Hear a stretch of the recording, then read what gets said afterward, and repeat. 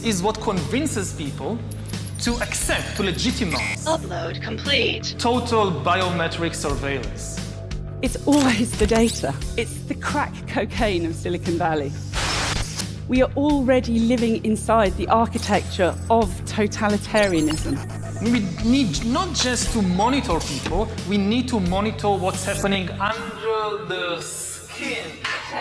I know my husband is not vaccinating people and putting a microchip in her arm because that technology doesn't even exist and he's never uttered the words out of his mouth, so. Microchips and tracking devices are embedded in the vaccine. Is this accurate? We have 6 MAC addresses that are pulsing Bluetooth signals, and all we are is surrounded by tombstones.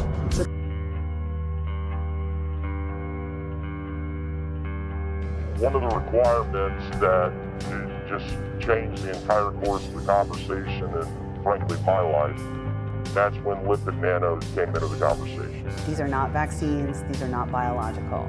As you go through the patent in section 219, it explains how they are self-assembled nanoparticles, and they're fully programmable. From a technical perspective, if I can retrieve data, I can send data. DARPA calls it transhumanism.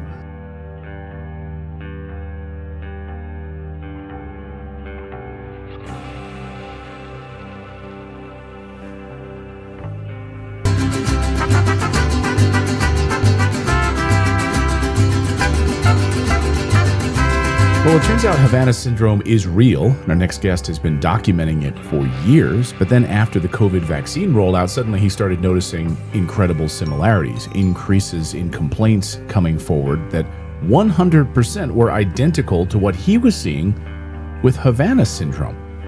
He's featured in a new documentary that might be the most mind-blowing report we've ever seen on the COVID vaccine. It looks at the shots in our bodies almost acting as transmitters, broadcasting signals. And one of the most eye-opening scenes from the trailer shows signals being received, and then the camera pans back and you realize the signals are coming from underground, 6 feet underground, in the corpses in the graveyard. People that had taken the shot, now dead, but still sending a signal. Watch. If you took the vaccine, you are the router. You are a communication device.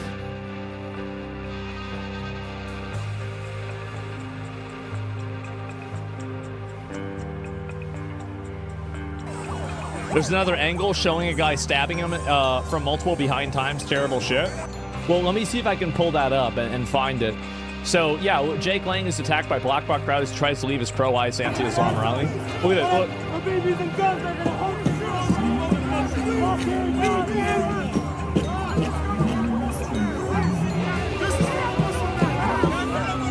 Jesus. Jesus. Look at all this. No American flags, by the way? Yeah. Yep, no American flags. Kill, you hear that?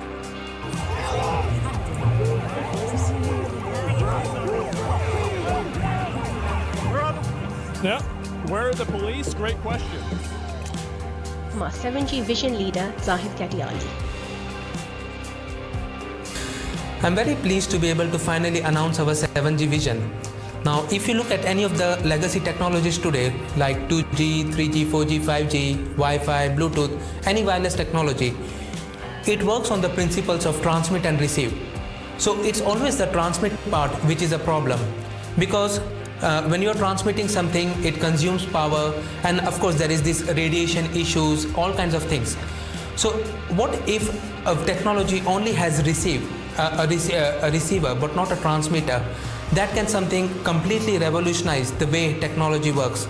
And if we do it right, we don't even need a separate receiver. Humans can act as a receiver. Blood samples aren't supposed to have blinking lights, but there they are. They're little dots. They move across the slide and they're blinking. This was brain tissue that had been sitting in a jar of formalin for 6 months. Even if the body dies, they continue. Yes, apparently.